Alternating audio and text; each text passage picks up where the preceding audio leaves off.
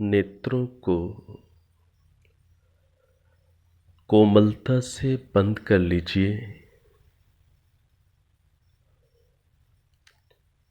अपनी सांसों को अनुभव करते हुए धीरे धीरे लंबी गहरी सांस भरें।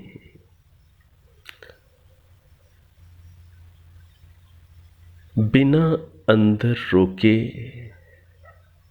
धीरे धीरे लंबा प्रश्वास अनुभव करते हुए बाहर निकालिए।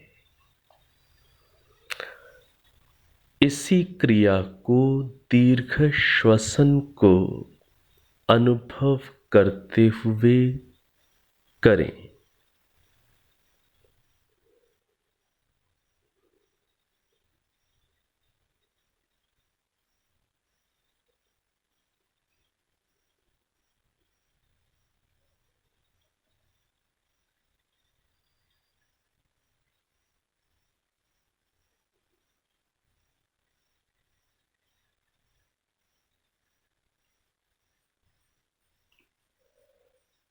अब मिलकर प्रभु के निज नाम ओम का उच्चारण करेंगे। लंबी गहरी सांस भर लीजिए।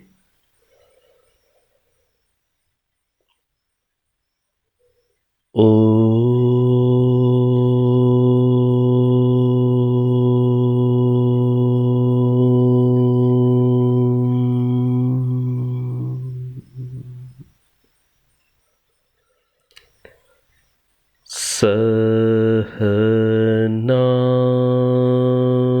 भवतु सहनौ भुनक्तु सह वीर्यं करवावहै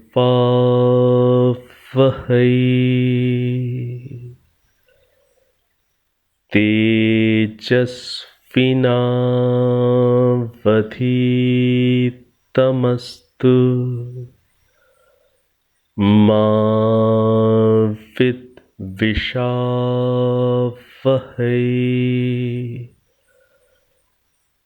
ओम शांति शांति शांति।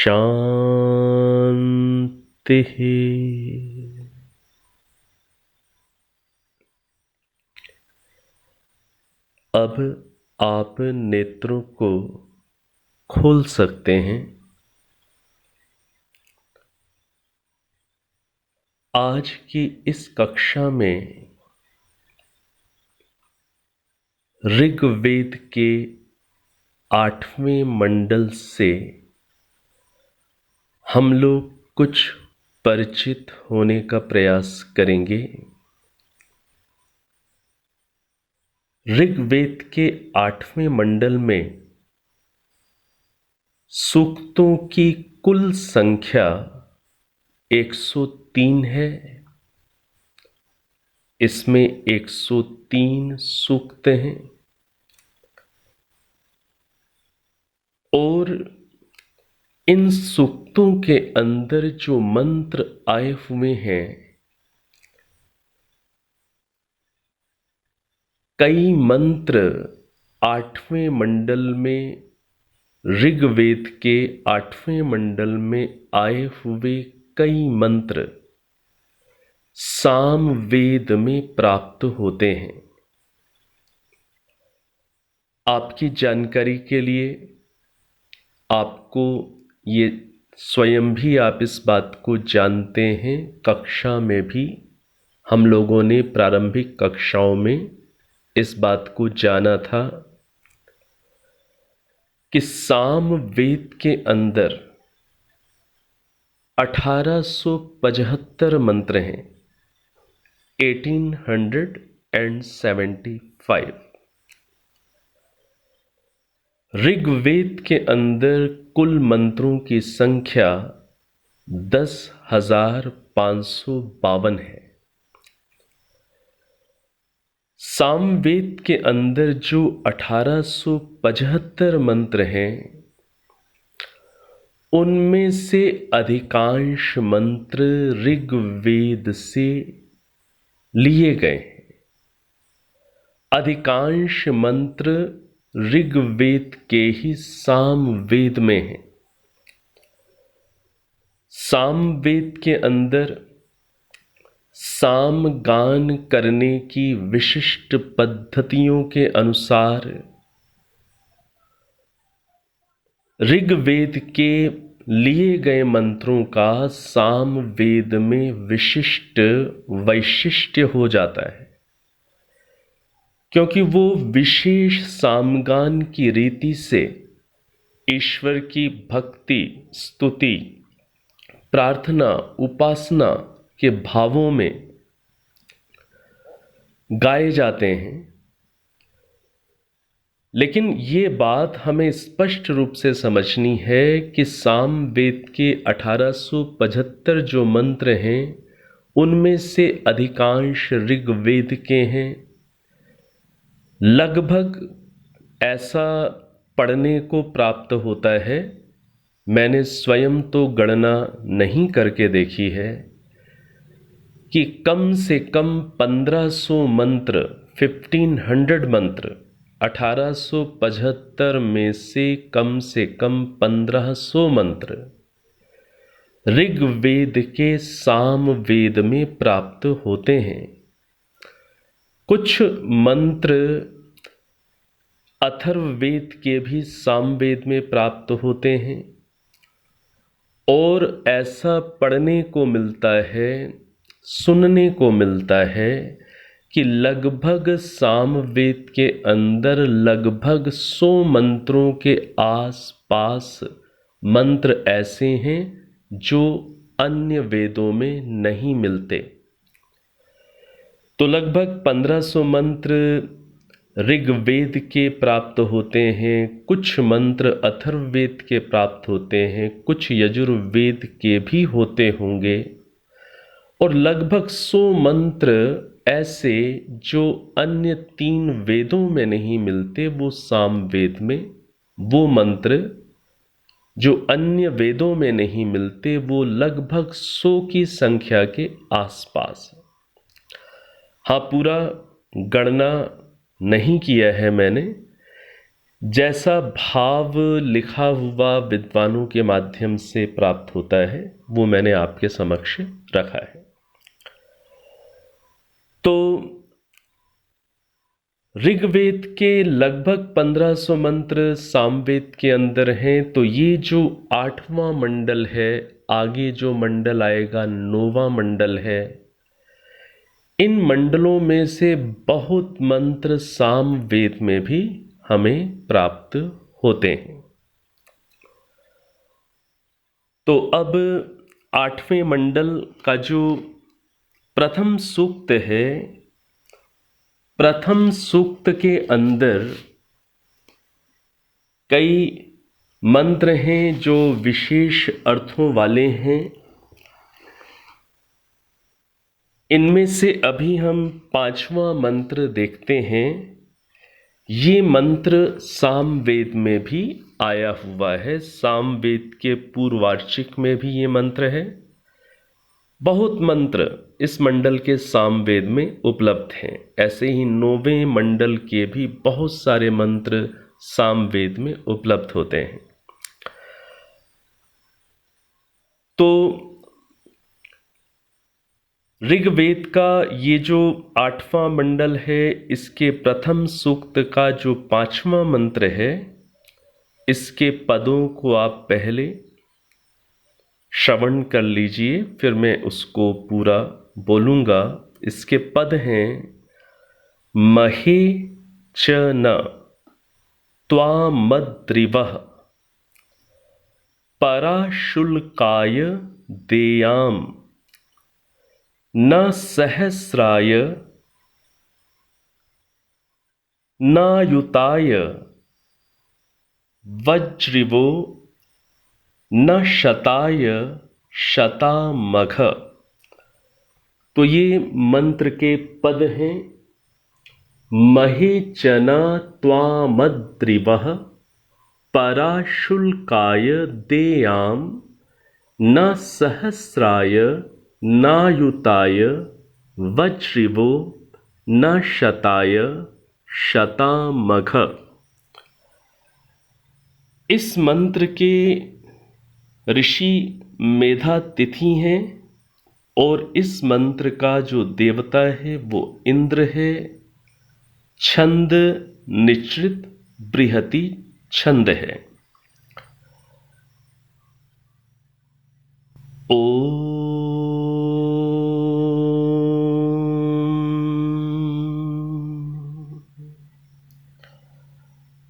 महे च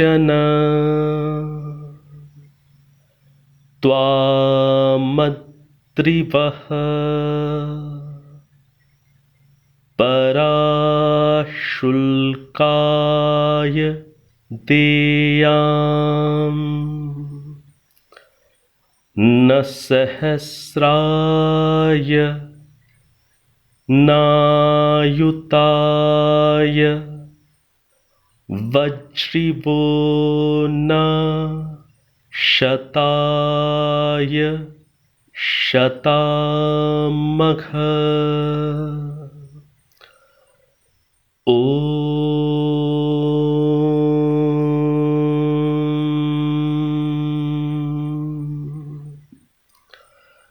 महे च त्वामद्रिवः पराशुल्काय देयाम न सहस्राय नायुताय वज्रिवो न शताय शतामघ।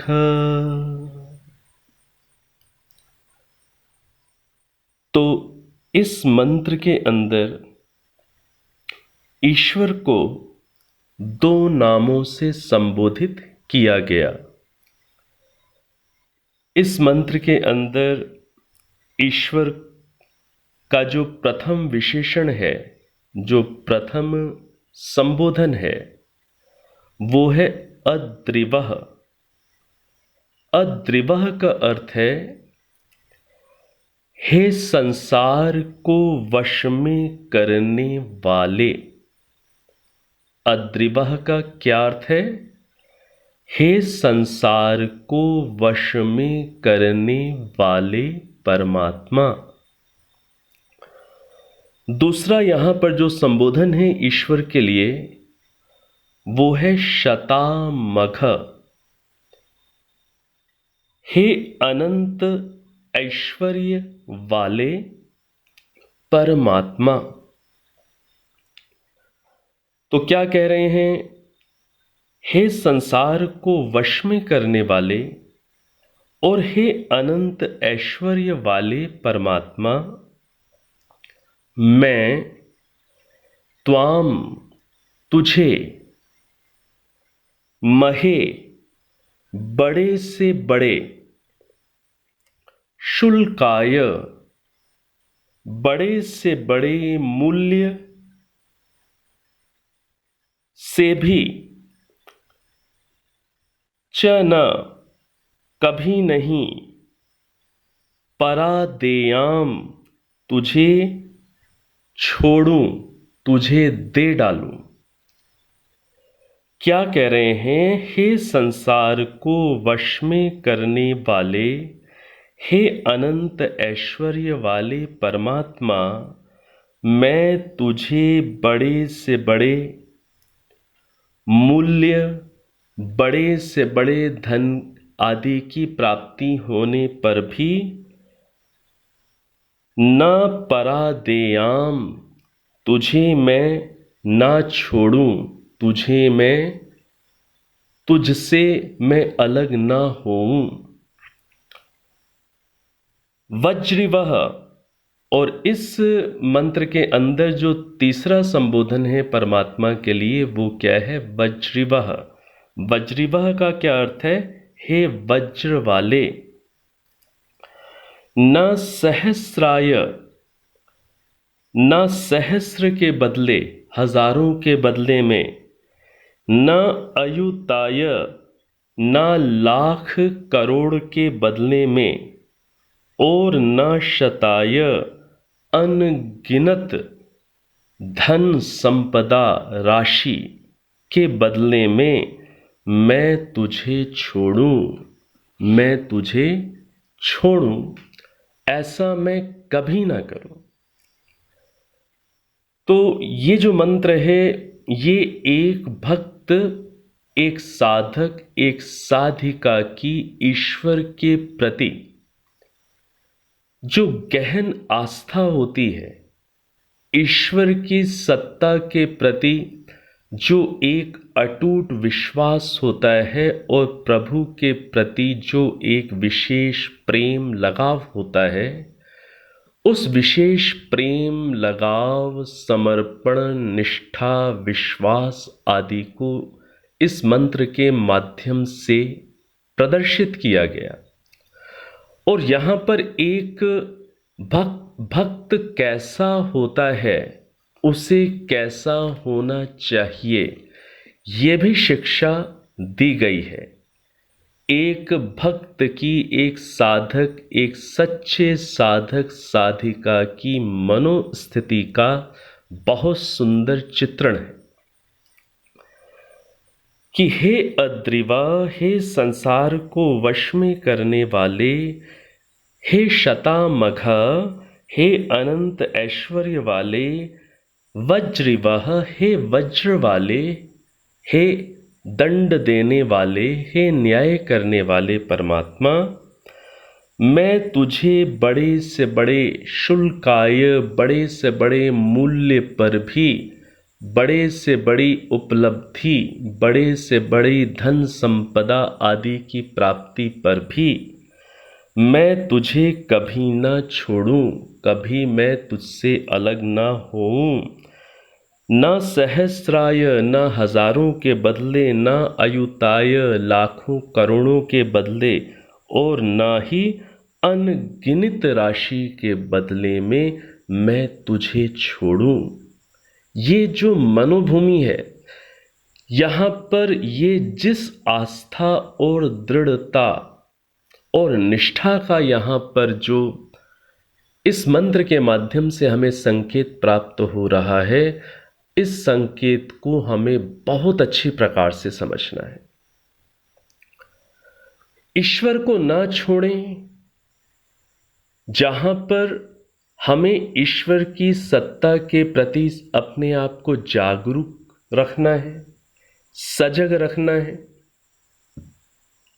वहीं पर ईश्वर की आज्ञाओं का पालन करने में मैं कभी च्युत ना हो, मैं कभी पीछे ना हटूं।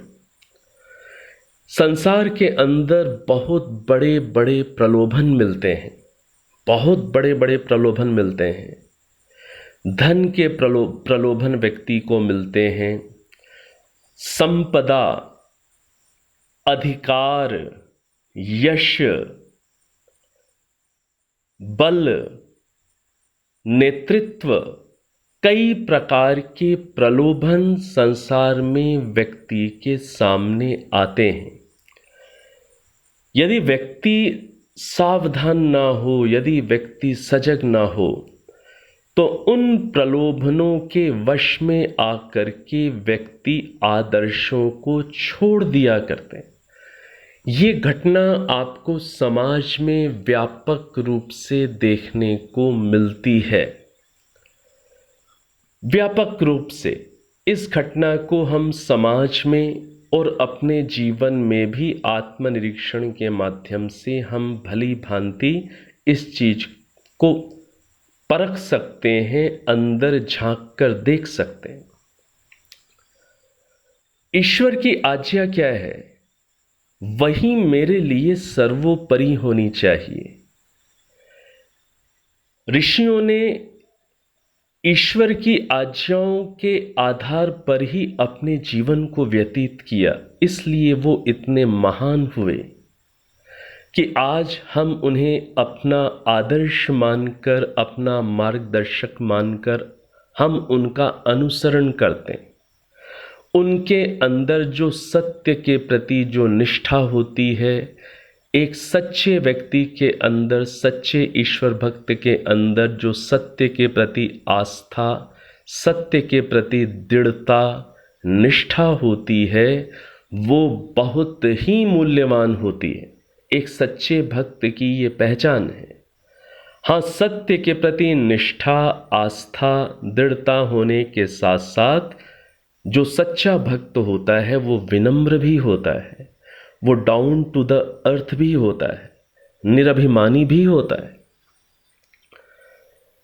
जो सच्चा भक्त ईश्वर का होता है वो सिद्धांतों से समझौते नहीं करता।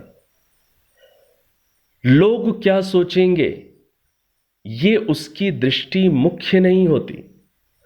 उसकी दृष्टि मुख्य रूप से यही होती है कि ईश्वर मुझे देख रहे हैं, ईश्वर क्या सोचेंगे, ईश्वर मेरे विषय में क्या ओपिनियन बनाएंगे, मेरे विषय में प्रभु क्या विचार करेंगे।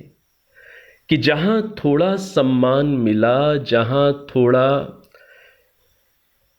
लाभ मिला, जहां थोड़ा यश प्राप्त हुआ, जहां पर अधिक लोगों का जन समर्थन, भीड़ प्राप्त होनी शुरू हुई, कई बार व्यक्ति सिद्धांतों से समझौता करते हुए देखे जाते हैं समाज में।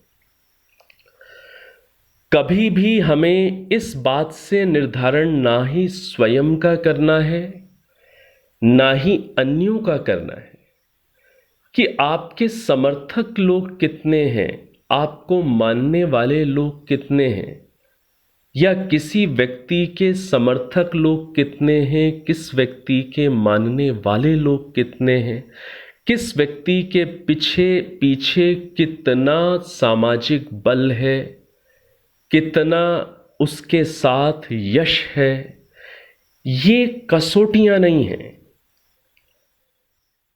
गलत व्यक्तियों के साथ भी सामाजिक बल मिलता है, समाज में उनका भी यश समाज में प्रचारित प्रसारित होता देखा जाता है, उन्हें भी जन समर्थन प्राप्त होता देखा जाता है।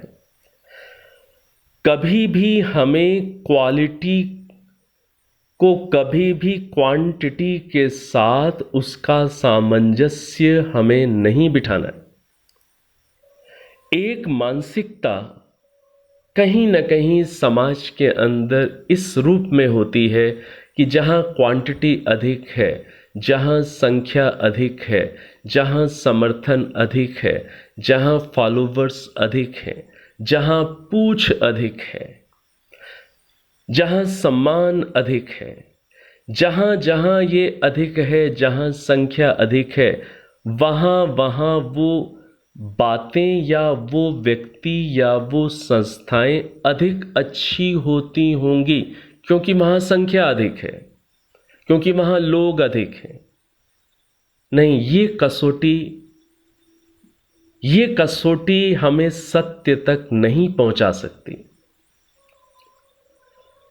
हमेशा क्वालिटी पर हम केंद्रित होंगे, सत्य पर केंद्रित होंगे, ईमानदारी पर हम केंद्रित रहेंगे और अंदर ईमानदारी से चलने का जो संतोष होता है उसमें संतुष्ट रहेंगे। ईश्वर के साथ जुड़े रहने पर ही, ईश्वर की आज्ञाओं का पालन करने में ही अपनी अधिक उपलब्धि मानेंगे। तभी हम ठीक दिशा में, ठीक राह पर हम चल पाएंगे। नहीं तो संसार के प्रलोभन, मान सम्मान, पदवियां, अधिकार, फॉलोवर्स, प्रशंसाएं हमें कब सन्मार्ग से अलग कर देंगी पता ही नहीं चलेगा। तो इस बात को यहां पर इस रूप में कहा जा रहा है कि भक्त कह रहा है कि हे परमात्मा, मेरे अंदर ऐसी दृढ़ता हो, मेरे अंदर ऐसी निष्ठा हो, मैं आपको कभी ना छोड़ूं, आपकी आज्ञाओं को मैं कभी भी ना छोड़ूं, मैं संसार की भौतिक चीजों से, लोगों से, भीड़ से, संख्या से प्रभावित ना हूं। मेरी दृष्टि आपकी आज्ञा पालन करने में, मेरी दृष्टि आपकी दृष्टि में अच्छा बने रहने में बनी रहे। मेरा केंद्र आप हैं, मेरा केंद्र संसार नहीं है, मेरा केंद्र भौतिक संपदाएं नहीं है, मेरा केंद्र धन नहीं है, मान नहीं, सम्मान नहीं, भीड़ नहीं, फॉलोवर्स नहीं, यश नहीं। मेरा केंद्र प्रभु आप हैं। तो मैं आपको किसी भी लोभ में, किसी भी सांसारिक आकर्षण से प्रभावित होकर प्रभु मैं आपको, आपकी आज्ञाओं को, सत्य परंपराओं को, सत्य को ना छोड़ बैठूं, ऐसा मुझ में सामर्थ्य दें। ये यहाँ पर इस रूप में ऐसी प्रार्थना का भाव इस मंत्र में छुपा हुआ है। ऐसे मंत्र हमें आत्म मंथन, आत्मनिरीक्षण, आत्म विश्लेषण करने की ओर प्रेरित कर देते हैं कि हमें जीवन में सर्वोपरि प्रभु को ही रखना है, प्रभु की आज्ञाओं को ही रखना है। जो व्यक्ति प्रभु को ही सर्वोपरि रखेगा, जो व्यक्ति प्रभु की आज्ञाओं को ही सर्वोपरि रखेगा, वो व्यक्ति समाज में धन से अधिक प्रभावित आपको नहीं दिखेगा। वो व्यक्ति आपको समाज में सम्मान से, भौतिक ऐश्वर्य की चमक धमक से प्रभावित नहीं दिखेगा। और जो व्यक्ति इस रूप में अंदर दृढ़ नहीं होगा, ये पहचान है, तो वो व्यक्ति जो भौतिक चीजें हैं उनसे बहुत अधिक प्रभावित दिखेगा। और जिनके पास भौतिक संपदाएं, मान, सम्मान, अधिकार, प्रतिष्ठा अधिक है, उनसे प्रभावित होता हुआ दिखाई देगा। और उस प्रभाव में आकर के वो ऐसे प्रभावशाली लोगों के अनुसार अपने जीवन को ढालता हुआ दिखाई देगा। और वेद, प्रभु आदि से प्रभावित कम होने के कारण फिर धीरे धीरे सत्य मार्ग से हटता हुआ आपको दिखाई देगा। ये आत्मनिरीक्षण हमें स्वयं के प्रति भी करना है। ऐसी घटना हमारे अंदर भी घटती होगी, घट सकती है। ऐसे मंत्रों का स्वाध्याय और इस प्रकार से बार बार ऐसी विचारधारा को सुनना जो हमें अंदर से मजबूत कर दे, जो हमें अंदर से दृढ़ कर दे, ये विचारधारा बार बार सुननी होती है, सुनानी होती है, तब जाकर के व्यक्ति अंदर दृढ़ बनता है। नहीं तो वो किसी भी भ्रष्ट, किसी भी प्रतिष्ठित व्यक्ति से प्रभावित आपको होता हुआ मिल सकता है। जो अपने सुकर्मों से प्रतिष्ठित हैं, उनसे तो प्रभावित होना ही चाहिए, उनके अच्छे कर्मों से प्रभावित होना चाहिए, उनके अच्छे भावों से, उनके गुणों से प्रभावित होना चाहिए। लेकिन समाज के अंदर ऐसे भी लोग मिलते हैं जो भ्रष्ट हैं लेकिन प्रतिष्ठित हैं, जिनका आचरण उत्तम नहीं है लेकिन फिर भी वो समाज में बलवान हैं, जिनका जीवन वेदानुकूल नहीं है फिर भी वो बहुत बड़ी आर्थिक संपदा के स्वामी हैं। ऐसे लोग भी समाज में मिलेंगे। तो बहुत विशेष रूप से ध्यान रखना है, हमें प्रभावित नहीं होना है, ना ही हमें भीड़ से प्रभावित होना है, ना ही धन संपदा से प्रभावित होना है। हमें तो सत्य से प्रभावित होना है, हमें तो आदर्शों से प्रभावित होना है, हमें तो वैदिक मूल्यों से प्रभावित होना है, आचरण से प्रभावित होना है और इन्हीं का सम्मान करना है। जिस जिस चीज का हम समाज में सम्मान करते हैं वही वही चीजें बढ़ जाया करती हैं, ये नियम है। यदि हम आचरण का, यदि हम सत्य निष्ठा का, यदि हम सत्य के प्रति दृढ़ता का, सैद्धांतिक दृढ़ता का, यदि हम इन चीजों का सम्मान अधिक करेंगे, भीड़ का सम्मान नहीं करेंगे, व्यक्ति के फॉलोवर्स के कारण किसी को बड़ा नहीं मानेंगे, कामों के कारण भी बड़ा नहीं मानेंगे, उसके अंदर, व्यक्ति के अंदर जो दृढ़ता है सत्य के प्रति और जो ईमानदारी है और जो ईश्वर की आज्ञा को पालन करने के प्रति जो आत्मबल है, हाँ, उन सब से सबसे अधिक प्रभावित होंगे और इन्हीं गुणों को अधिक मानेंगे। तो अपने आप समाज में इन गुणों को धारण करने के प्रति लोग अधिक प्रेरित हो जाएंगे। जब समाज के अंदर ऐसा होता है कि एक व्यक्ति कुछ अच्छा भी करता है और कुछ गलत भी करके आगे बढ़ जाता है, धन ऐश्वर्य से युक्त हो जाता है, तो उससे लोग अधिक प्रभावित होते हैं। लोग उस जैसा कुछ मिक्सिंग करके बनने की कोशिश करने वाले अधिक दिखते हैं। ऐसा क्यों होता है? क्योंकि उस व्यक्ति को समाज में सम्मान अधिक मिला, और सम्मान अधिक जिस भी चीज को मिलता है, लोग वैसा ही बनना चाहते हैं, वैसा ही होना चाहते हैं। इसलिए यदि हम आदर्शों का सबसे अधिक सम्मान करें, ईमानदारी का सम्मान करें, सत्यनिष्ठा का सम्मान करें, सिद्धांतों के प्रति दृढ़ता का सम्मान करें, हम जीवन के अंदर यदि जीवन की ठीक दिशा को चलने वाले लोगों का अधिक सम्मान करें, जिस चीज का भी हम सम्मान अधिक करेंगे, लोग वैसा बनना चाहेंगे, लोग भी उन आदर्शों को, उस निष्ठा को अपने जीवन में लाना चाहेंगे। तो ये जो मंत्र है कि हे परमात्मा, मैं आपको बड़े से बड़े मूल्य पर भी, बड़े से बड़े आकर्षण पर भी मैं आपको ना बेचूं, आपको ना छोड़ूं, ये बहुत ही एक सार्थक हमारे जीवन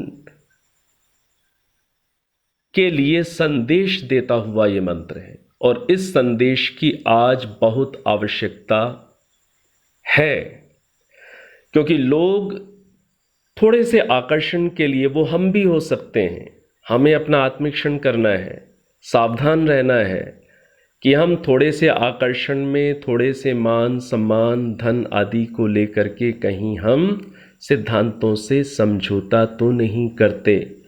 हम मात्र लोगों को खुश करने के लिए ही, भीड़ अधिक लगाने के लिए ही हमारा केंद्रीकरण कहीं ऐसा तो नहीं बना हुआ।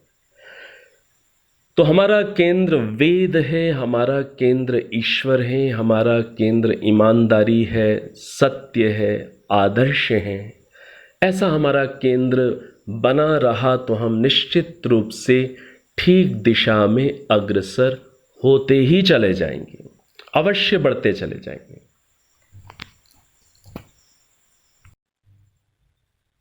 अगला मंत्र देखते हैं। अगला मंत्र 8वें मंडल के दूसरे सूक्त का 18वां मंत्र है। मंत्र है, इच्छन्ति देवाः सुन्वन्तं न स्वप्नाय स्पृहयन्ति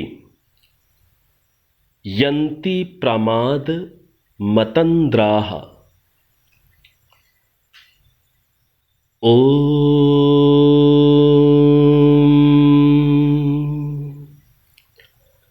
इच्छन्ति देवाः सुन्वन्तं न स्वप्नाय स्पृहयन्ति यन्ति प्रमादमतन्द्राः। ये मंत्र है। इस मंत्र के ऋषि मेधातिथि हैं और देवता इंद्र हैं। छंद आर्षि गायत्री है। ये जो मंत्र है ये आलस्य और प्रमाद इन दोनों का त्याग करके यज्ञ करने की प्रेरणा देता है। पिछली कक्षाओं में कहीं हमने इस बात को भी समझा है कि यज्ञ ये जो शब्द पद वेदों के अंदर प्राप्त होता है, इसका अर्थ होता है अच्छे कार्य, नोबल डीड्स। जो भी अच्छे कार्य हैं वो सब वैदिक टर्मिनोलॉजी में यज्ञ कहे जाते हैं। तो इस मंत्र का जो अर्थ है थोड़ा सा उसको देख लें, फिर हम भाव को समझने का गहराई से प्रयास करेंगे। देवाः देवलोग, जो देव हैं देवलोग, सुन्वन्तं यज्ञ कर्म करते हुए की, यज्ञ कर्म करते हुए की अर्थात अच्छे कर्मों को करने वालों की, इच्छन्ति इच्छा करते हैं, न स्वप्नाय स्पृहयन्ति निद्राशील सुस्तों को नहीं चाहते, आलसियों को नहीं चाहते। अतंद्राः स्वयं आलस्य रहित ये देवलोग, प्रमादम गलती भूल करने वाले का यन्ति नियमन करते हैं। तो इस मंत्र के अंदर क्या बात कही जा रही है कि जो देव लोग हैं, और देव लोगों से तात्पर्य अभी सामान्य रूप में हम इस बात को समझते हैं कि जो अच्छे लोग हैं, जो स्वयं जीवन में आदर्शों पर चल रहे हैं, जो एक महादेव परमात्म देव की आज्ञाओं का पालन कर रहे हैं, ऐसे जो देव लोग हैं वो लोग किसको चाहते हैं? वो लोग यज्ञ कर्म करने वाले को चाहते हैं, उसको पसंद करते हैं। ऐसे लोग जो अच्छे कार्यों को, परोपकार के कार्यों को, स्वयं के निर्माण के कार्यों को, जो लोग आलस्य रहित हो करके कर रहे हैं, जो पुरुषार्थी हैं स्वयं के निर्माण के लिए, समाज के निर्माण के लिए, धर्म के संरक्षण के लिए, सत्य परंपराओं के संरक्षण के लिए, जिनके अंदर फायर है, जिनके अंदर अग्नि है, और जो पुरुषार्थी हैं और जो तपस्वी हैं, ऐसे लोगों को देवलोग चाहते हैं। जो अच्छे लोग हैं वो लोग ऐसे पुरुषार्थी लोगों को पसंद करते हैं। और जो देवलोग हैं वो कैसे हैं? वो नियमन भी करते हैं।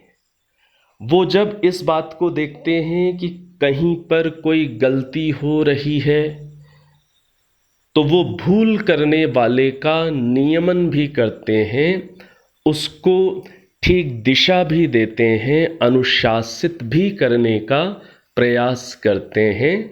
समाज हित के लिए, परंपराओं के हित के लिए वो बहुत सुंदर रीति से सामने वाले को कष्ट भी ना हो, मनोवैज्ञानिक उपायों के माध्यम से वो सामने वाले का नियमन भी करते हैं, उसे दिशा देने का भी प्रयास करते हैं। तो इच्छन्ति देवाः सुन्वन्तम, इच्छन्ति, इच्छन्ति मतलब चाहते हैं, देवाः देवलोग, सुन्वन्तम, सुन्वन्तम का क्या अर्थ हुआ? यज्ञ करने वाले को, अच्छे कर्म करने वाले को, न स्वप्नाय स्पृहयन्ति, नहीं स्वप्नाय, स्वप्नाय मतलब जो आलसी हैं, जो प्रमादी हैं, ऐसों को न स्पृहयन्ति नहीं चाहते हैं, यन्ति प्रमादम अतंद्राः, और जो प्रमाद कर रहे हैं उनको यन्ति, उनका नियमन करते हैं। कौन करते हैं उनका नियमन, उनको अनुशासित कौन करते हैं? जो अतंद्राः, जो स्वयं आलस्य से रहित हैं, ऐसे देवलोग उनका अनुशासन करते हैं, उनका नियमन करते हैं, उन्हें डिसिप्लिन करते हैं। तो देखिए, हम सब भी यदि स्वभाव से देखें तो हम सब भी ऐसे ही व्यक्तियों को पसंद करते हैं कि जो लोग पुरुषार्थी हैं, जो अपने समय का उचित उपयोग करते हैं, स्वयं का निर्माण करने में जो तत्पर हैं, समाज का निर्माण करने में जो तत्पर हैं। जो व्यक्ति पुरुषार्थी हैं वो देवों की पसंद बन जाते हैं। हम सभी भी ऐसा ही चाहते हैं, हम भी उन्हीं लोगों को, आप सब भी उन्हीं लोगों को अधिक पसंद करते हैं। तो यहाँ पर ये बात स्पष्ट रूप से है कि जो देव लोग हैं और जो देवों के भी देव, जो महादेव परमात्मा हैं, ऐसे ही परमात्मा हैं। परमात्मा के दृष्टि में भी वही पात्र होगा जो पुरुषार्थी होगा, जो अपने निर्माण के लिए जो तत्पर होगा, जो पसीना बहाएगा और जो केवल अपने लिए ही नहीं अन्यों के सुख के लिए भी प्रयत्नशील रहेगा। जैसे परमात्मा प्रयत्नशील हैं, जैसे परमात्मा सतत उपकार कर रहे हैं, इस रूप में यदि हम पुरुषार्थी बने रहेंगे तो हम परमात्मा के दृष्टि में भी सुपात्र रहेंगे। और जो निचले स्तर पर जो मनुष्यों में जो देव कोटि के लोग हैं, जो अच्छे लोग हैं, उनके दृष्टि में भी हम सुपात्र होंगे, अच्छे होंगे।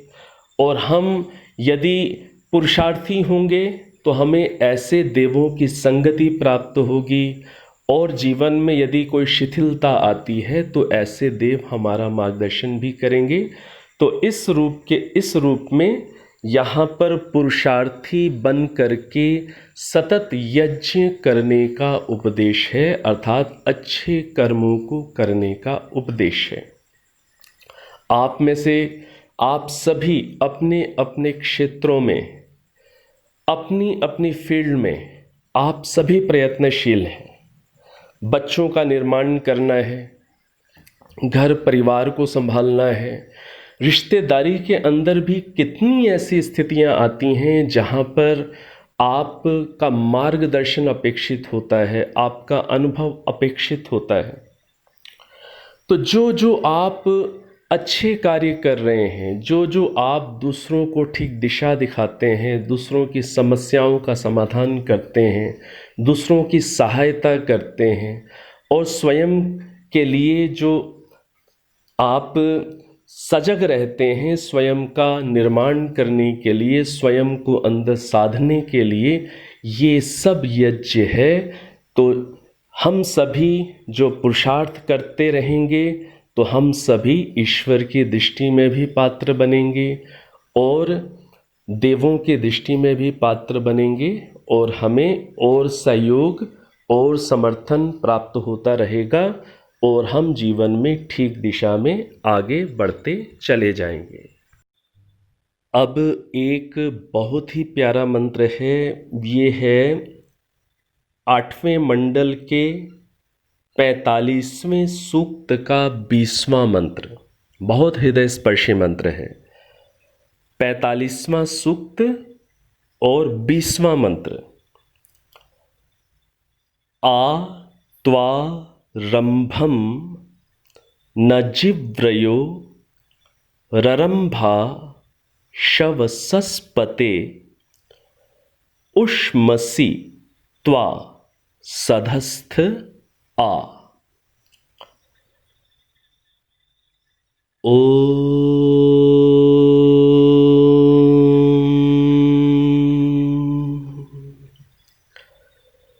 आ त्वा रंभम न जिव्रयो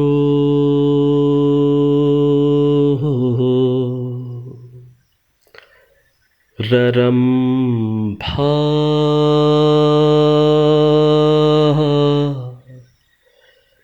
शवसस्पते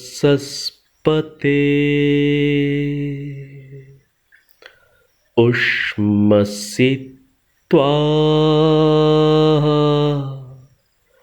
सधस्थ आ।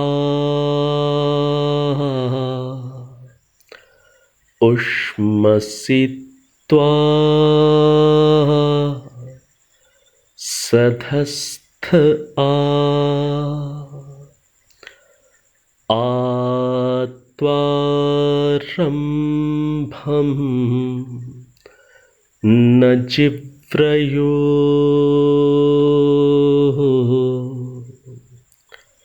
ररंभा शवसस्पते उष्मसि त्वा सधस्थ आ। उष्मसि त्वा सधस्थ आ। बहुत अच्छा मंत्र है ये।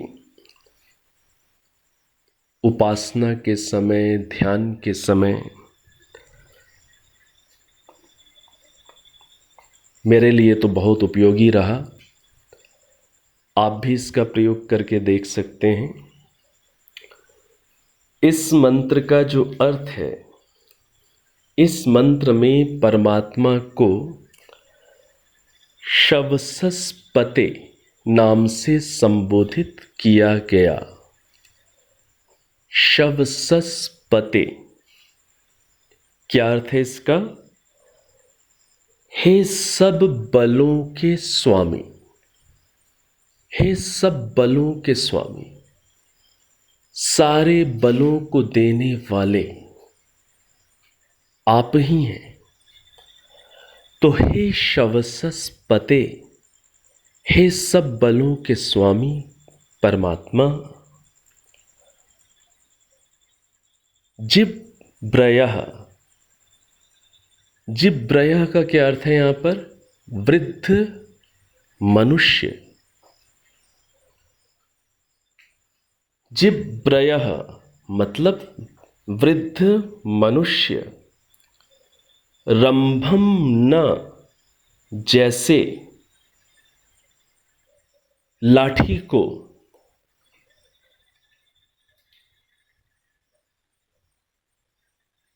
ररंभा जिस प्रकार से एक वृद्ध मनुष्य जिस प्रकार से लाठी का सहारा लेता है, त्वा उस प्रकार से मैंने तेरा अवलंबन, तेरा सहारा ले लिया है। जिस प्रकार से एक वृद्ध मनुष्य अपनी लाठी का सहारा लेता है, उसी प्रकार से त्वा ररंभ मैंने तेरा सहारा ले लिया है और अब मेरी जो इच्छा है वो इच्छा क्या है? त्वा सधस्थे, तुझे ठीक, आपको ठीक अपने स्थान पर, जहां मैं हूं ठीक वहां आपको अपने स्थान पर आमने सामने उष्मसी देखना चाहता हूं, अनुभव करना चाहता हूं। तो जिस प्रकार से एक वृद्ध व्यक्ति जिस प्रकार से लाठी का सहारा लेता है, जिस प्रकार से एक वृद्ध व्यक्ति अपनी लाठी के प्रति भावना रखता है, एक ऐसे वृद्ध व्यक्ति की कल्पना करें जो बिना लाठी के उठ नहीं सकता, जो बिना लाठी के, बिना डंडे के चल नहीं सकता। वो उस लाठी पर कितना आश्रित होता है, वो उस लाठी को कितना सहेज कर रखता है और अपने उस सहारे के प्रति, उस लाठी रूपी सहारे के प्रति उसकी क्या दृष्टि होती है, इसको थोड़ा सा आप समझिए। एक वृद्ध व्यक्ति की उस लाठी के प्रति क्या दृष्टि होती है, जिसके सहारे वो खड़ा होगा, जिसके सहारे वो 2 कदम चलेगा, कितना वो आश्रित होता है। तो इस रूप में हे प्रभु, मैंने अपनी लाठी आपको स्वीकार कर ली। आप ही मेरे सहारे हैं। और आप कैसे हैं? आप तो शवसस्पते हैं, आप तो बलों के भी स्वामी हैं, आप तो महाबली हैं। तो मैंने आपको एक लाठी के समान, वृद्ध व्यक्ति के समान, मैंने आपको अपना सहारा स्वीकार कर लिया और आपके प्रति ऐसे आश्रित होकर अब मेरी एक इच्छा क्या शेष रह गई? ये इच्छा है कि त्वा सधस्थे, कि मैं आपको ठीक वहाँ पर जहाँ मैं हूँ, वहाँ आमने सामने आपको उष्मसी, मैं आपको देखना चाहता हूँ, मैं आपको अनुभव करना चाहता हूँ। तो ये जो प्रार्थना है और प्रार्थना के साथ जो समर्पण का भाव है, ये साधना प्रारंभ करते समय या गहरी साधना में भावों को जगाने में ये मंत्र उपयोगी हो सकता है। आप भी इससे लाभ प्राप्त करिएगा। अब एक मंत्र और देखते हैं 8वें मंडल का। ये मंत्र 8वें मंडल के 48वें सूक्त का 14वां मंत्र है। 8वें मंडल के 48th सूक्त का 14th मंत्र। मंत्र है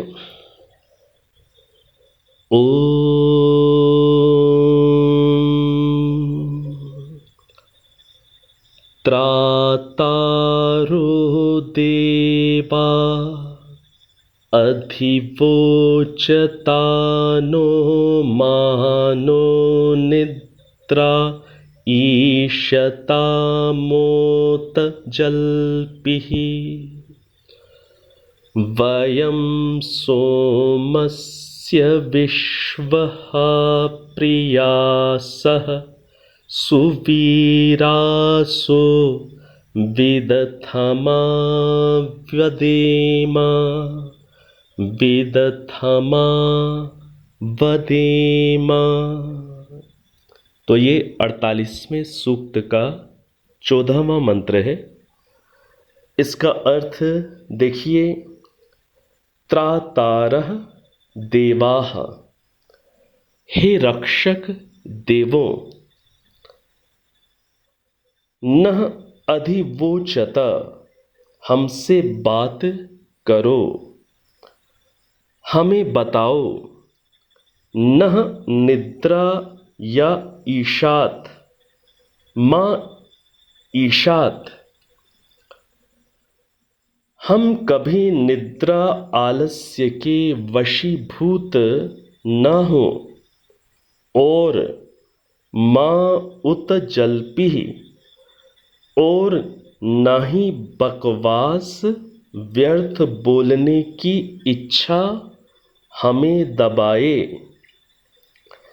वयम विश्व सोमस्य प्रियासः, हम सदा सोम के प्यारे होते हुए और सुवीरासः श्रेष्ठ वीर होते हुए विदथम आवदेमा, ज्ञान को फैलाते रहें।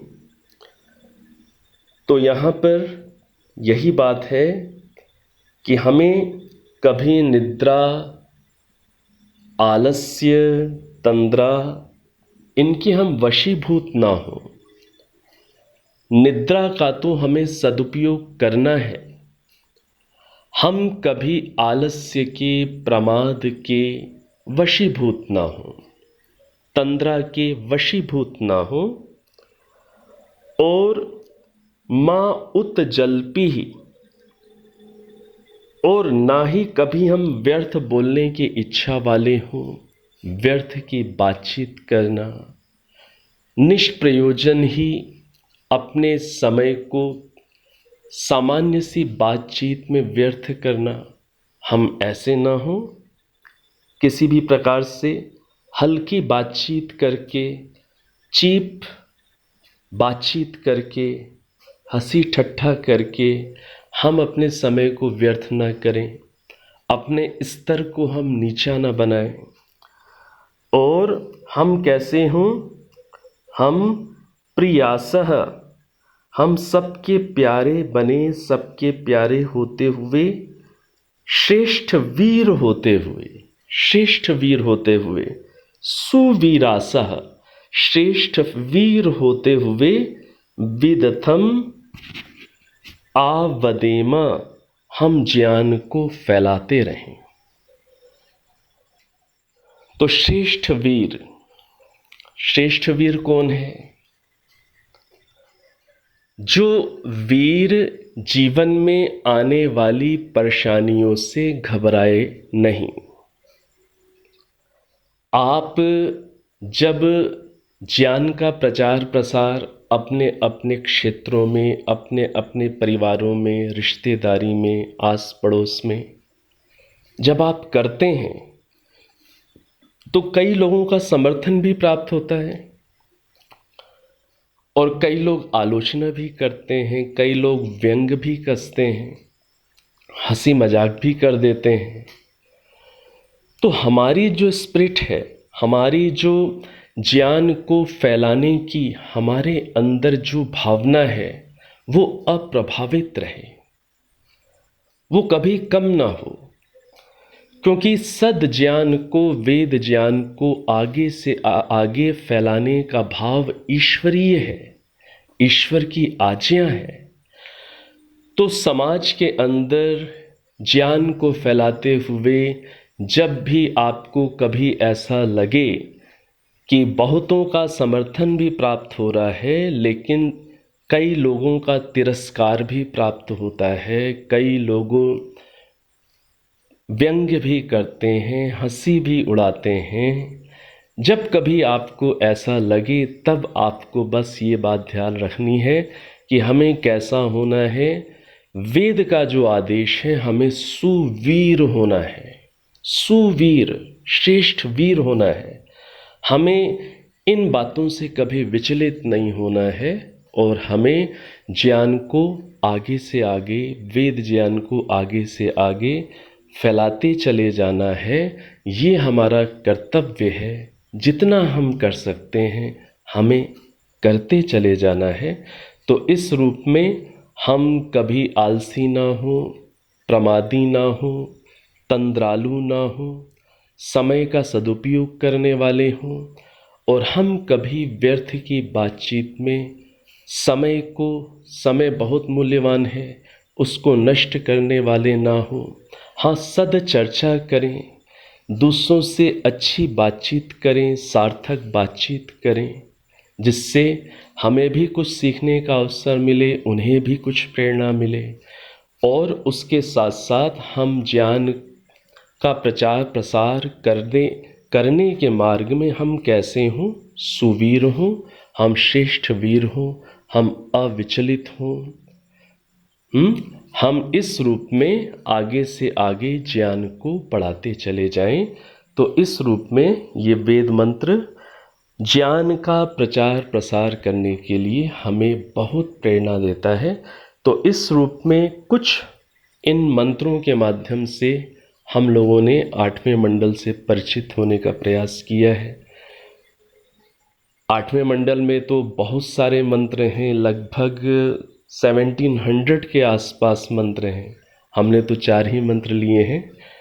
केवल उद्देश्य यही है कि हम कुछ जुड़ाव अनुभव करें ऋग्वेद के 8वें मंडल से भी, और जैसे जैसे हमें समय उपलब्ध हो तो हम धीरे धीरे मंत्रों का स्वाध्याय करने के लिए प्रतिदिन कुछ ना कुछ हम समय निकालें।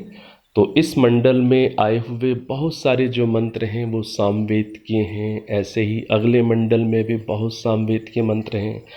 तो मैं सामवेद को तो मैं अलग से नहीं लूँगा। ऋग्वेद के बाद हम लोग यजुर्वेद करेंगे, और उसके बाद अनुकूलता स्थितियां रहीं तो अथर्ववेद को भी करने की इच्छा है।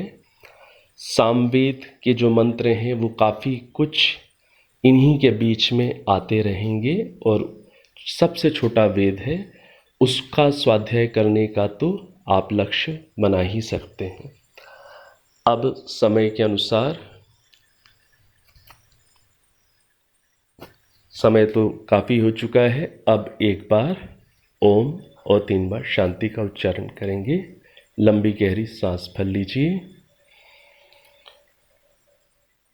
ओम